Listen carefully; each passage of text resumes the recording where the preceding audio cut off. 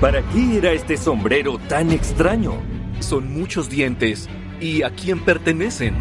¿Esta máquina reveló el lado oscuro de la humanidad? ¿Qué hace falta para que una persona dé una descarga eléctrica a otra hasta matarla? La respuesta parece ser que no mucho. ¿Y puede esta arma dorada probar que las legendarias amazonas eran reales? Por mucho tiempo la gente pensó que no podía pertenecer a una mujer. Estos son los objetos más extraordinarios y misteriosos de la Tierra. Escondidos en museos, laboratorios y almacenes. Ahora, las nuevas investigaciones y tecnologías pueden mirarlos a fondo, como nunca antes. Podemos reconstruirlos, desmontarlos y ampliarlos para revelar lo increíble, lo antiguo y lo verdaderamente extraño. Estas son las cosas extrañas de la historia.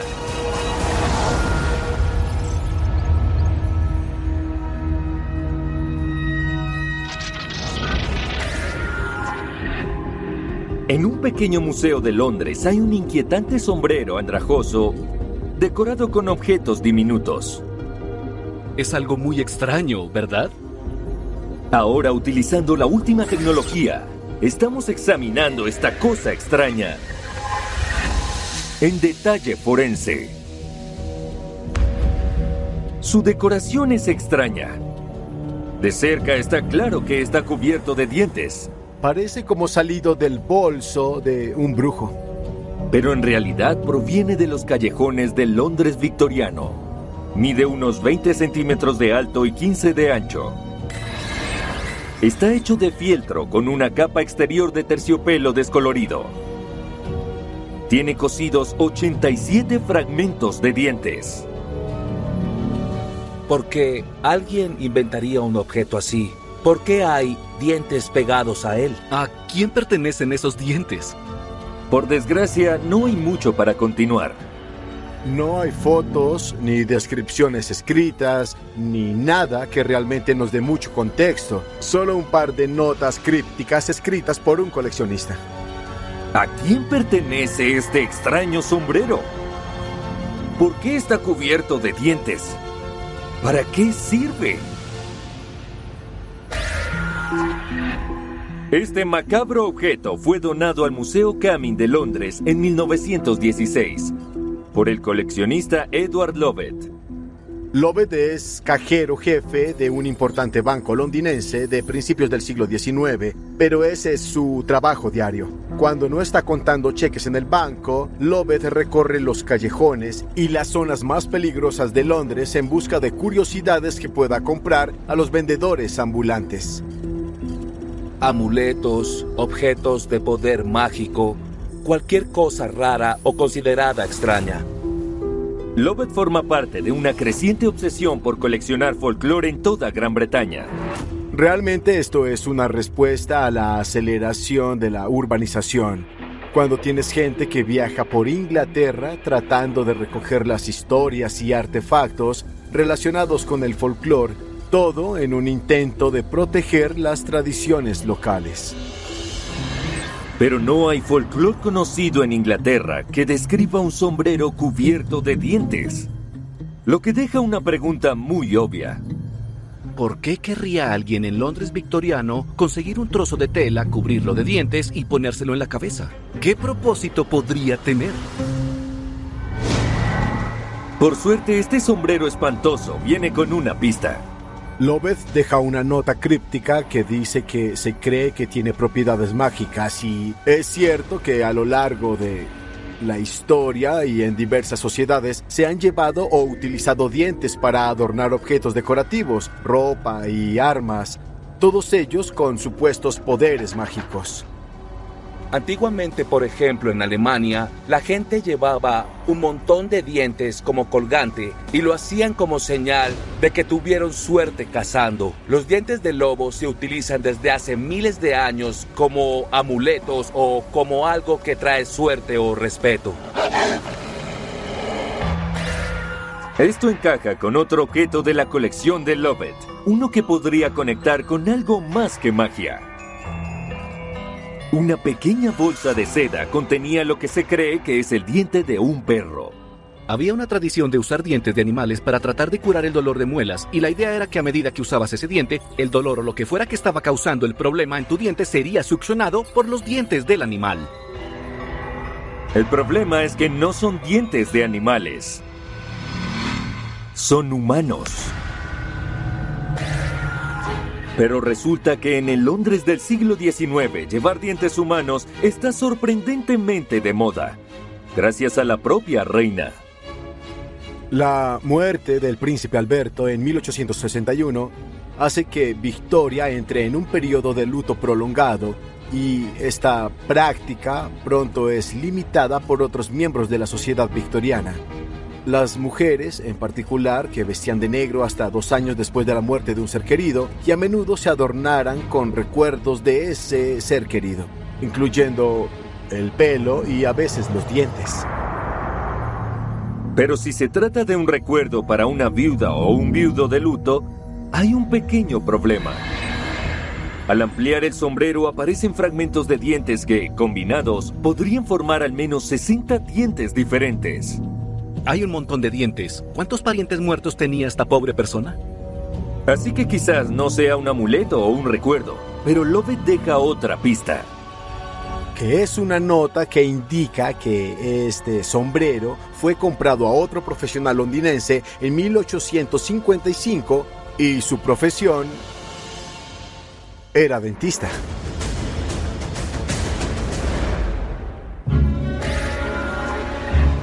La odontología despega en Europa tras el descubrimiento de América por Colón. Cuando los europeos llegan a América, se dan cuenta enseguida de que el Caribe se presta bien a la caña de azúcar. Así, desde mediados del siglo XVI, empiezan a introducir grandes plantaciones que producen caña de azúcar y, con el paso del tiempo, azúcar refinado para exportar en Europa. Para los siglos XVII y XVIII, este tema del azúcar se está extendiendo cada vez más. La gente tiene cada vez más caries y, en realidad, es una causa bastante grave de problemas de salud. La podredumbre se instala en toda Gran Bretaña y nadie está preparado. La gente no tenía conocimiento hasta el siglo XVIII, lo que hacía que los dientes se pudrieran. La idea era que había un pequeño gusano que vive dentro de los dientes y produce agujeros que mucha gente conoce. Y en una época anterior a los antibióticos, el envenenamiento de la sangre por caries era mortal. En realidad, era la 5ª o 6ª causa de muerte en Londres durante ese periodo. Y si la infección no te mataba, el dolor de la propia caries podía hacerlo. En 1862 hay un informe de un hombre en Sussex que, después de sufrir durante 5 meses de dolor de un diente podrido, se suicidó porque el dolor era algo insoportable. Todas estas caries y desesperación deja un gran vacío en el mercado de los dentistas. Se presentó una gran variedad de personas, desde cirujanos y barberos hasta herreros, haciéndose pasar por sacamuelas callejeros. Y lo que a los herreros les faltaba en conocimiento de anatomía dental y sutileza en la práctica, lo compensaban con la capacidad de fabricar herramientas. Cada una de ellas se parece más a un aparato de tortura que a una herramienta dental. Pero se supone que los sacamuelas sacan dientes, no los llevan puestos. Entonces, ¿qué significa este sombrero? Hay una pintura de un artista holandés del siglo XVII que muestra a un sacamuelas. Y si se mira de cerca, se puede ver que lleva algo bastante extraño. Es un collar hecho de dientes humanos. Así que no es inusual que los sacamuelas lleven dientes. La cuestión es, ¿por qué?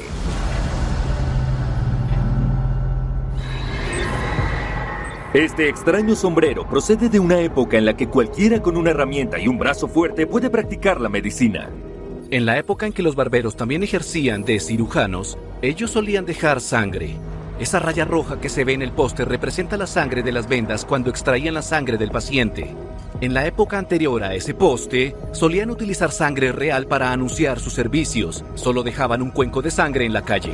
Los sacamuelas ambulantes llegan a extremos aún mayores. se convirtió en una especie de evento teatral para atraer la atención de tanta gente como fuera posible. Podría haber malabares, cuentos, música y, por supuesto, sacamuelas. Y si el sacamuelas parecía ser bueno en lo que hacía y arrancaba los dientes sin causar demasiado dolor, a lo mejor se ofrecían para que le sacaran los suyos. Se sabe que algunos sacamuelas llevaban collares con los dientes que habían arrancado.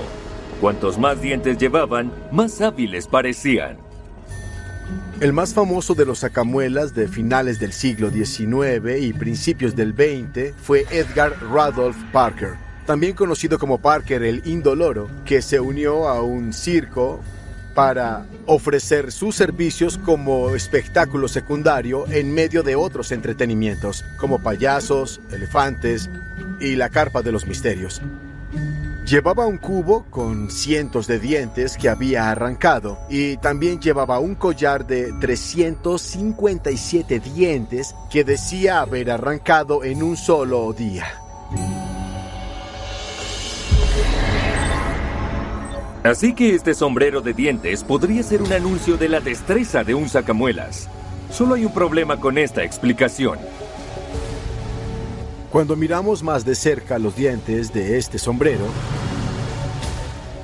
vemos algo que está bastante mal, o más bien no tan mal como debería estar, porque muchos de los dientes no muestran ningún signo de caries en absoluto. Son absolutamente prístinos. Si este sombrero fuera un anuncio de destreza para arrancar dientes, ¿por qué la mayoría están tan sanos? Es justo decir que los sacamuelas no siempre fueron 100% honestos.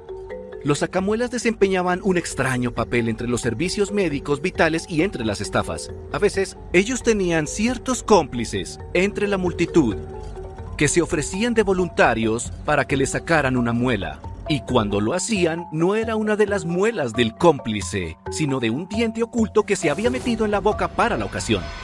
Esta pintura holandesa del siglo X sugiere que este tipo de estafas odontológicas eran populares. Lo hacían en un estilo que era muy popular en la época, un estilo que muestra la actividad de engaño sucediendo, porque se mira alrededor del sacamuelas y allí hay cómplices, alguien plantado en la multitud y luego está esa pobre persona que cayó en la estafa. Y así, como el espectador de la pintura de una forma, era parte del engaño.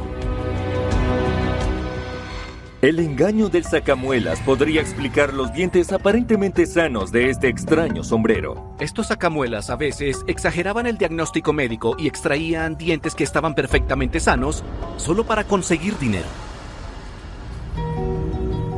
Pero hay una posibilidad aún más espeluznante, porque una dentadura sana no es tan difícil de conseguir en la Inglaterra del siglo XIX, gracias en parte a una de las batallas más famosas de la historia.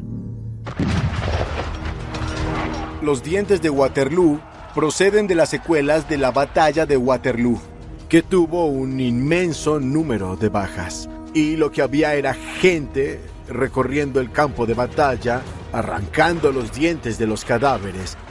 Así recogían miles de dientes que eran vendidos a los fabricantes de prótesis dentales. En el siglo XIX, el comercio de dientes de verdad se vuelve tan lucrativo que la gente no solo asalta los campos de batalla, sino también las tumbas. Una forma más extrema de recolección de dientes llegó a través de los resurreccionistas, que son los ladrones de tumbas. El origen de los resurreccionistas viene de la demanda de las escuelas de medicina de cadáveres frescos que puedan ser usados para entrenar a los estudiantes de anatomía. Y los resurreccionistas pensaron que no es que vayan a necesitar examinar los dientes, así que ¿por qué no hacer un poco de dinero extra? Pero si alguno de estos dientes procede de los campos de batalla de Waterloo o del botín de saqueo de tumbas, no son baratos. Dada la gran cantidad de competencia que existía en el mercado londinense, la confección de este sombrero podría haber sido muy costosa. Lo que podría explicar algo extraño que solo se puede ver de cerca. Algunos de los dientes estaban cortados por la mitad para que parecieran que habían más. Pero en 1855, cuando este extraño sombrero se vende, el negocio de los sacamuelas está en vías de desaparición. Las primeras facultades de odontología se fundaban en Estados Unidos y el Reino Unido, y fue el comienzo de una profesión regulada de la odontología. Los días del sacamuelas ambulante se han acabado, y un dentista callejero parece que cuelga literalmente el sombrero. Pero, ¿qué hay de la primera nota de Edward Lovett, que afirmaba que este sombrero tenía propiedades mágicas? Si nos remontamos a 2013, cuando este sombrero estaba almacenado en el Museo Cumming, se produjo un gran incendio que destruyó un montón de objetos muy valiosos y antiguos. Increíblemente, el sombrero de terciopelo cubierto de 87 dientes sobrevivió ileso. Puede que no sea mágico, pero sí un poco encantado.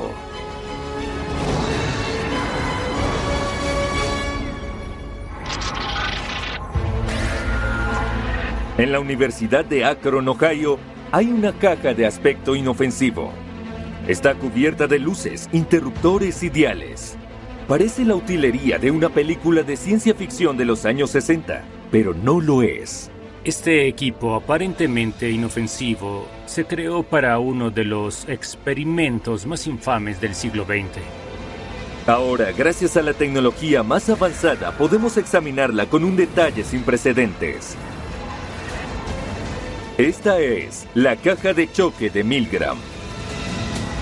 En su cara de control está impreso un generador de choque tipo ZLB, porque eso es exactamente para lo que fue diseñado. Esta caja fue parte de un experimento en el que una persona se le dijo que electrocutara a otra persona, literalmente hasta que muriera. Y cientos de personas dieron esa última descarga letal. Pero, ¿cuál es el verdadero propósito de la prueba? ¿Quién está detrás? ¿Y cómo se permite un experimento tan peligroso? En 1961 aparece un inusual anuncio en un periódico de Connecticut. Estos anuncios buscaban gente para participar en un estudio que parecía inofensivo en la Universidad de Yale. Recibían $4, lo que hoy equivale a unos $40. Inicialmente, el experimento parece sencillo. Dos personas que nunca se han visto antes entran en el experimento. Una de ellas es elegida para ser el alumno y la otra es elegida para ser el profesor. El profesor nota que el alumno está atado a una silla. El alumno está atado por las muñecas para que no pueda levantarse de la silla y está conectado a algo. Se colocan electrodos y cables en las muñecas del alumno. El profesor lo deja y es conducido a una sala contigua. Se sientan frente a los controles del aparato que van a manejar, el generador de descargas tipo ZLB, la máquina que constituye el núcleo de este experimento. Hay muchos interruptores diferentes a lo largo de la parte inferior de 15 voltios y estos llegan hasta 450 voltios, que le permite dar una descarga a alguien para darles choques de creciente, magnitud y gravedad. Y al pulsar cada interruptor de choque leve a choque moderado, llega a niveles más altos de choque que incluso pueden ser un peligro muy extremo. La máquina está conectada al alumno, pero al profesor se le dice que, a pesar de las alarmantes advertencias, la máquina no supone ningún peligro para la salud del alumno. Pero eso es lo difícil de creer. Al profesor se le da una pequeña descarga, solo una muestra de lo que se les administraría, así que se les da un choque de 45 voltios, lo que no lo va a matar. Es suficiente para darles una idea de lo que iba a suceder cuando accionaran estas palancas e interruptores. Comienza el experimento. Se somete al alumno a una serie de pruebas de memoria. El profesor tiene instrucciones de darle una descarga cada vez que dé una respuesta incorrecta. Y a continuación, aumentar el voltaje un poco. A medida que aumenta el voltaje, el profesor empieza a oír la reacción del alumno a través de la pared divisoria. El alumno se agitaba cada vez más y suplicaba que se detuviera ese experimento. Muchos de los alumnos gritaban, a veces golpeaban la pared y en ocasiones se quedaban completamente callados y se negaban a responder preguntas. El profesor tenía instrucciones de que cualquier negativa a responder contaba como una respuesta incorrecta y por tanto debía administrar una nueva descarga. Si el alumno seguía equivocándose, el profesor llegaría al máximo interruptor letal, 450 voltios. ¿Qué está pasando? ¿Realmente esta máquina administrará una descarga mortal a un alumno que no acierta? Utilizando gráficos de última generación, podemos meternos en el interior del extraordinario generador de descargas tipo ZLB. Cuando abres la caja, parece un poco sospechoso. Todo está sujeto por soportes de estanterías corrientes. Y el caótico interior parece totalmente en desacuerdo con su exterior profesional. Esto parecía un nido de ratas. Es un caos de cables, no está muy claro qué está conectado a cada cosa. El interruptor y las luces están conectados para encenderse juntos y hay zumbadores que se activan con cada pulsación del interruptor. Pero falta algo vital. Lo que le falta es el elemento crucial, un transformador de alto voltaje que creará el tipo de voltajes que supuestamente está produciendo. Eso significa que el generador de descargas tipo ZLB es técnicamente incapaz de generar una descarga letal. Y eso es lo curioso de la caja. El alumno nunca recibe una descarga. La caja es falsa. ¿Todo el experimento es una horrible broma pesada?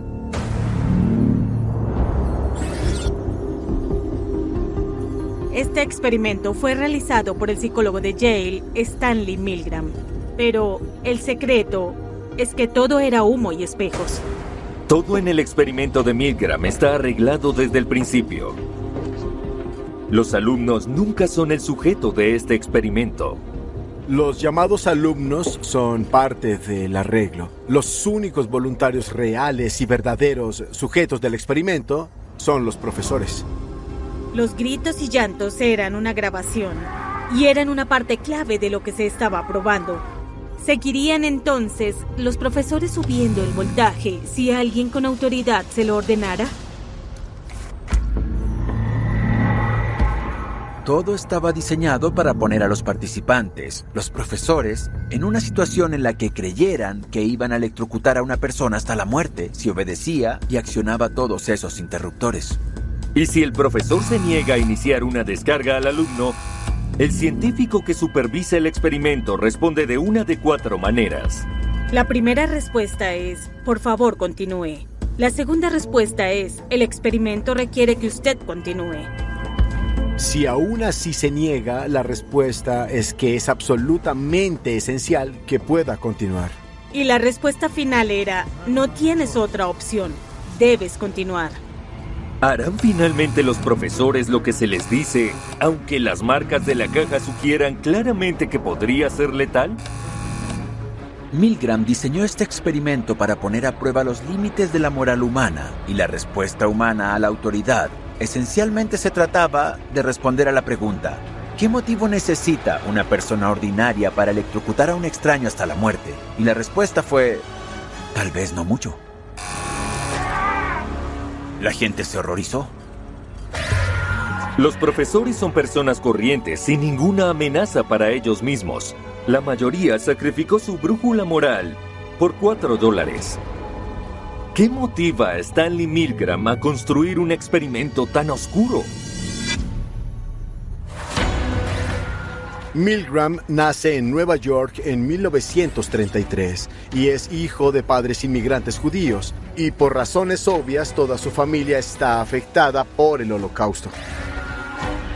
Entre el 41 y el 45, la Alemania nazi y sus aliados asesinaron sistemáticamente a más de 6 millones de judíos.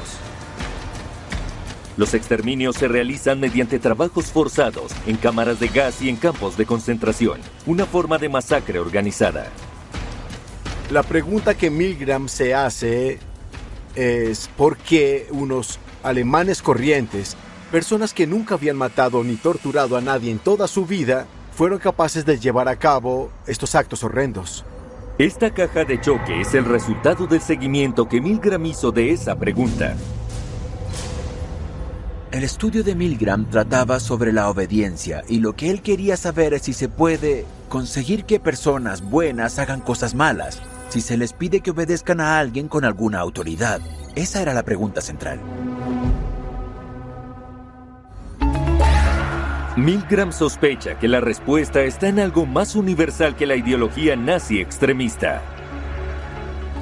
Milgram está convencido de que el uniforme transmite un elemento de autoridad muy poderoso, así que se asegura de que las personas que instruyen a sus profesores vayan vestidas con batas de laboratorio y se identifiquen como psicólogos de Yale. Para Milgram, esto demuestra sin lugar a dudas que es el uniforme lo que hace que la gente obedezca. ¿Qué hizo que la caja de electrochoques fuera tan esencial para el éxito del experimento? Aunque en realidad esta caja es completamente inofensiva, lo que era crucial para el experimento es que pareciera que no lo era, y para convencer realmente a la gente de ello, era crucial conseguir que pareciera un instrumento comercial diseñado adecuadamente. La caja de Milgram se inspira en la gramática visual de nuevas ideas revolucionarias sobre el diseño de productos y la ergonomía. Había una nueva forma de pensar sobre el diseño de máquinas llamada ingeniería de sistemas humanos. La psicología y la ingeniería se unieron para reflexionar sobre la organización visual de las máquinas. Los diseñadores de aparatos, de teléfonos hasta naves espaciales, evolucionaban los controles para que tuvieran la mayor iniciativa posible. Y Milgram adopta el mismo enfoque. Milgram probó diferentes versiones, con botones, versiones con interruptores, por ejemplo, y descubrió que la gente entendía los interruptores. Pero hay algo más en la caja ZLB de choque final de Milgram que su apariencia funcional. También está diseñada para no dejar lugar a confusión sobre las consecuencias de las acciones de los profesores. La pequeña línea debajo que decía choque leve o choque muy extremo ayudaba a la gente a darse cuenta de lo que estaban haciendo. Sabían que aquí es un choque leve y por allá es la muerte. Tenían que saber cuáles eran las consecuencias de los cambios. Pero ¿tiene razón Milgram? ¿Todo este teatro psicológico cuidadosamente montado demuestra realmente que los seres humanos pueden ser manipulados para seguir casi cualquier orden? Como psicólogo, mirando solo el primer experimento, diría que no es posible saber por qué electrocutaron a esa persona. Es difícil saberlo. Están pasando muchas cosas. Milgram es consciente de ello y realiza experimentos de seguimiento. Para poner a prueba su teoría, Milgram a veces sustituye al instructor con bata por un instructor vestido de civil y los resultados son espectaculares. El número de profesores dispuestos a administrar una descarga letal desciende del 65 al 20%. Así que es exactamente el tipo de cosa, cambiarlo de una bata de laboratorio a la ropa de civil y luego ver la disminución del cumplimiento, nos dice que es la bata de laboratorio. Cambiando la institución a la que se supone que Milgram está vinculado de Yale a un lugar menos lujoso y viendo si el cumplimiento disminuye, se sabe el impulso de los comportamientos. Cuantos más símbolos de autoridad elimina Milgram, desde la bata blanca hasta la institución prestigiosa, menos cumplen los profesores. El experimento original es solo el comienzo, es el titular llamativo, pero son los experimentos posteriores los que nos dicen por qué funcionó, eso es lo importante. 60 años después, algunos discuten los resultados de Milgram, y es una disputa que probablemente no se resuelva, porque su innovador estudio no estaría permitido hoy en día. En los viejos tiempos, los psicólogos no tenían normas sobre cómo tratar a las personas o cómo no hacerles daño. Y, por desgracia, mucha gente salía lastimada. Esa es la razón por la que hay normas hoy en día. Esta falta de normas éticas podría tener consecuencias fatales. El psicólogo de Harvard, Henry Murray, decide estudiar los efectos de los ataques psicológicos en las creencias fundamentales de las personas y somete a voluntarios a sesiones semanales de maltrato verbal despiadado. En 1959, un prodigio de las matemáticas de 17 años se unió al estudio y en el transcurso de los años siguientes fue sometido a unas 200 horas de abusos verbales. 20 años más tarde, ese prodigio de las matemáticas inicia una campaña de atentados de 17 años de duración en Estados Unidos. Mata a 3 personas y hiere a 23. Su nombre es Theodore Kaczynski. La prensa lo llama el unibombardero. Se ha sugerido que el daño psicológico infligido por los experimentos lo hizo enloquecer. Creo que es nuestra responsabilidad, si llevamos a cabo experimentos con seres humanos, tratarlos bien. Pensar no solo que podemos aprender del experimento, sino también qué hacemos con las personas para respetarlas tanto como nos gustaría que nos respetaran. Milgram era consciente de que su caja de choque en la que aparentemente se mataba a alguien podría haber sido traumática para los profesores. Para cuidarlos, interrogó a algunos participantes antes de que volvieran a su vida normal.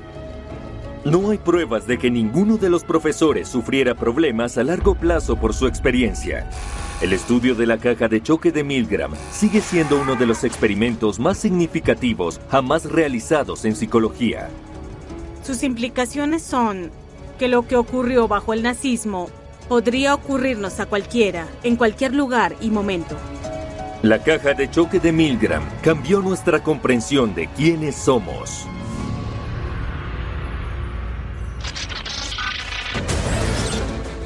En el Museo de Arqueología de Vergina, en Grecia, hay una misteriosa reliquia de 2300 años de antigüedad. Esta extraña cosa guarda un notable secreto sobre un antiguo mito. Podría permitirnos conectar a un individuo de la vida real con las leyendas míticas del pasado. Ahora, utilizando la última tecnología, estamos sacando a la luz este increíble objeto. Este es el Carcaj de oro. Del tamaño de un maletín. Es una pieza excepcional de artesanía antigua. La superficie dorada hábilmente repujada con detalles finamente forjados de escenas semejantes a la vida. Pero esto no es un adorno, es un arma. Un Carcaj es un estuche que un arquero utiliza para guardar sus flechas. Y donde lo encuentran es sorprendente. El Carcaj se encontró en la tumba de un rey macedonio. Pero este estilo de Carcaj no es macedonio.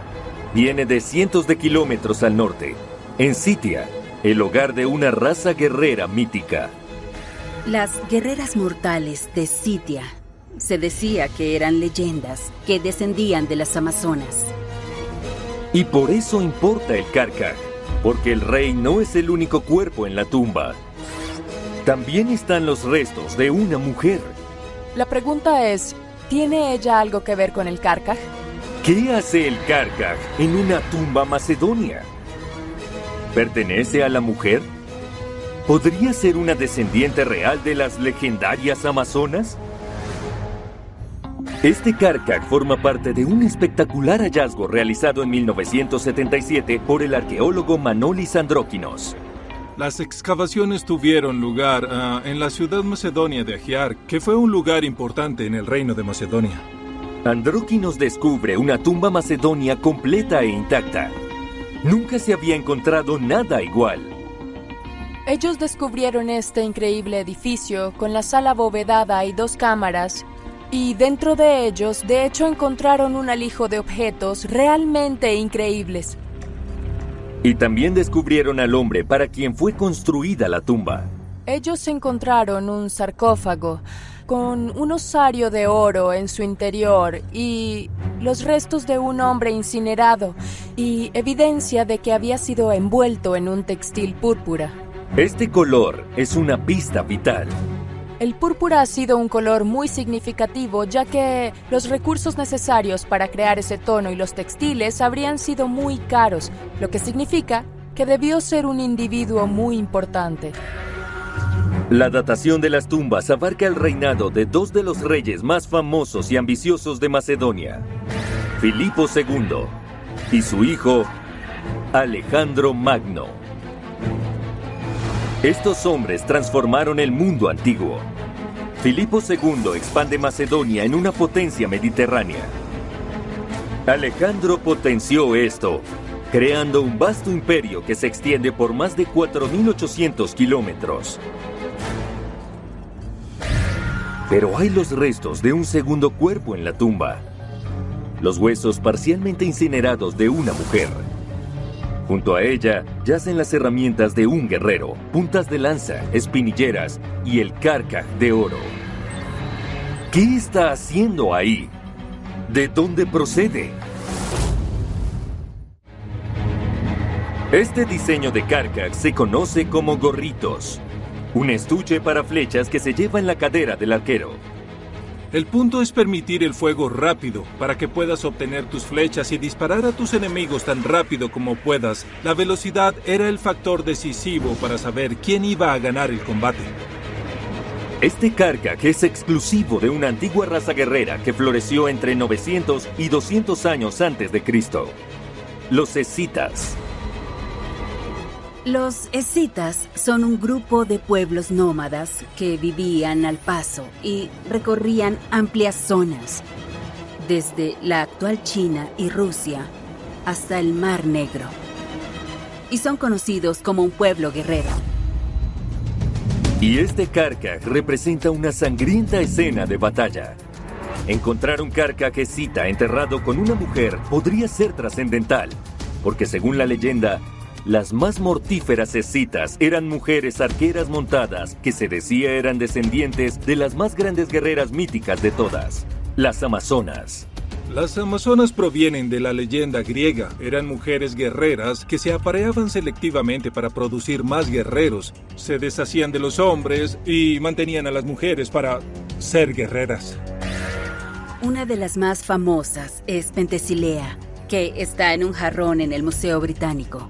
Era una reina guerrera de la que Aquiles se enamoró para conseguir esta escena increíblemente conmovedora, en la que sus ojos están conectados el uno con el otro, al tiempo que Aquiles se enamora de ella. También la asesina. Una escena maravillosa y trágica, que es en sí misma épica en su leyenda. El problema con la antigua Grecia es que está repleta de historias míticas.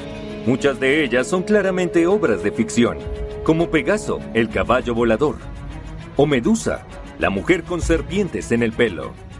Algunas de ellas son totalmente fantásticas y no cosas reales. Eso no significa que todas lo sean, pero hay que tener mucho cuidado. Quizá las historias de mujeres guerreras sean solo eso, historias. Tal vez el Carcaj simplemente pertenece al hombre enterrado en la tumba. Entonces, ¿quién está enterrado aquí exactamente? La tumba está fechada entre 350 y 325 a.C., una época que abarca los reinados de Filipo II, Alejandro Magno y el hermanastro de Alejandro, Filipo III. Sabemos que Alejandro Magno fue enterrado en Egipto, en Alejandría, la ciudad que lleva su nombre. Así que no es Alejandro. ¿Podría ser su padre o su hermanastro enterrado con sus esposas? Tanto Filipo II como Filipo III encajan en el perfil de los huesos hallados en la tumba. Así, ambos podrían haber sido candidatos a la identidad de los huesos. Durante 30 años se discutió si los cuerpos podían pertenecer a Filipo II y su séptima esposa, Cleopatra Eurídice, o a Filipo III y su novia adolescente, Adea. Entonces, en 2013, osteoarqueólogos hacen un estudio detallado de los restos de la pelvis de la mujer. La pelvis es en realidad una parte útil para poder calcular la edad que tenía la dueña del esqueleto cuando murió. La pelvis se une a la parte inferior de la columna vertebral y su textura cambia significativamente en toda su vida. Hacia los 30 años, la superficie se vuelve más rugosa. El análisis de la textura de los huesos sugiere que la mujer tenía entre 30 y 34 años cuando murió. Esto lo cambia todo. Esto descarta a Adea, la esposa de Filipo III, porque era demasiado joven. Los textos históricos revelan que Filipo III fue enterrado con Adea. Así que si el cuerpo no es de ella, entonces el hombre no es Filipo III. Tiene que ser su padre, Filipo II. Él es un guerrero legendario. Así que, ¿el Carcaj es suyo como muchos estudiosos creen? ¿En lugar de la mujer enterrada con él? Este tipo de asociaciones de armas a menudo están vinculadas con guerreros masculinos o reyes. Eso encaja con la escena de la batalla del Carcaj, que representa un ataque a una ciudad. Todos los guerreros parecen ser hombres. Hay mujeres, pero parecen correr para salvar sus vidas. Durante mucho tiempo se ha pensado que no podía pertenecer a una mujer. Tanto es así que en el museo se incluyó una placa que decía: joyas para las mujeres, armas para los hombres. Pero en 2013, las piernas son literalmente pateadas de debajo de esa idea por el análisis de los huesos de la mujer. Descubrieron que tenía una fractura muy grave en la tibia izquierda, el hueso de la espinilla. Podría tratarse de una lesión traumática que encuentran en el esqueleto de un guerrero. La lesión ha dejado a la mujer con una pierna casi 1,5 pulgadas más corta que la otra. Y cuando el equipo mide las espinilleras de la tumba, la izquierda es más corta que la derecha. Coincide exactamente con las lesiones de la mujer. La conclusión de esto es que el Carcaj y las armaduras y armamento asociados pertenecen a la mujer y no al hombre. ¿Quién es esta misteriosa guerrera del Carcaj de oro? ¿Está relacionada con las legendarias amazonas? La elección obvia para la dueña del Carcaj es la 7ª y última esposa de Filipo II, Cleopatra Eurídice. Sabemos que murieron casi al mismo tiempo, pero la datación de la pelvis es un problema. Descarta a Cleopatra Eurídice, la esposa de Filipo II, porque también era muy joven. ¿Eso significa que la mujer es escita? Hay otra candidata macedonia, la hermanastra de Alejandro Magno, Sinane. Su madre es Iliria, una sociedad donde las mujeres luchan en la batalla, y Sinane es criada como una princesa guerrera. Era famosa por haber sido entrenada en las artes de la guerra, incluso era famosa por haber matado a la reina en batalla, por lo que sugiere que es un individuo probable o potencial que está enterrado en esta tumba. Sinane fue asesinada a los 34 años, lo que concuerda con la edad de la pelvis. ¿Es Sinane quien descansa junto a su padre? Una intrigante evidencia apoya esta posibilidad. Cuando excavan las tumbas se dan cuenta de que en realidad las cámaras que se encontraron no estaban al mismo nivel. Parece haber un periodo de tiempo entre la cámara principal y la otra cámara que se encontró, lo que indica que los individuos enterrados no murieron al mismo tiempo. Esto encaja con Sinane, porque muere 13 años después que su padre, Filipo II. Sinane es una buena coincidencia con el propietario del Carcaj. No puede pertenecer a una de las legendarias mujeres guerreras escitas porque solo son mitos. ¿Es eso cierto?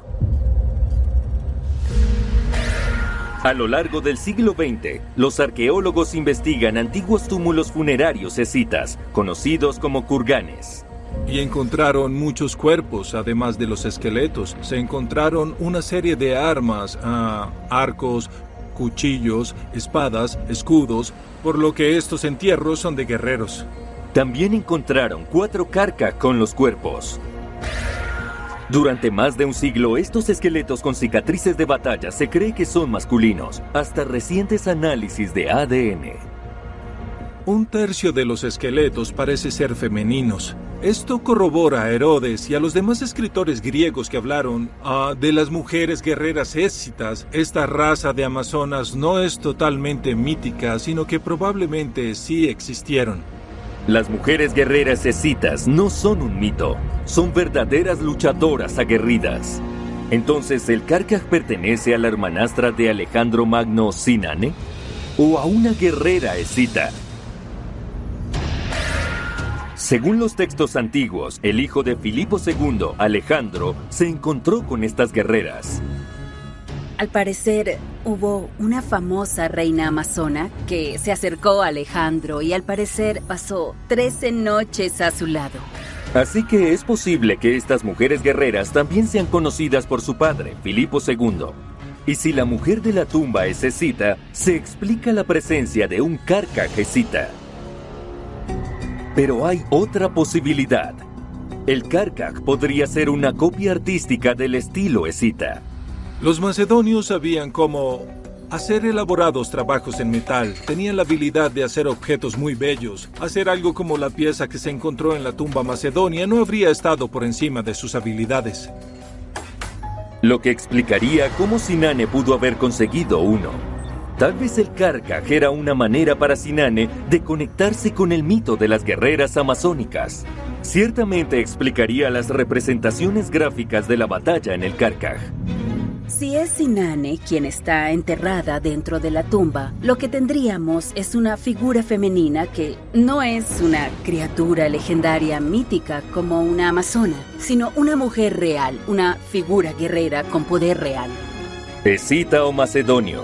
Este Carcaj era el arma de una poderosa guerrera. Una que podría remontar su historia a las mujeres más temidas y poderosas de toda la mitología, las legendarias amazonas.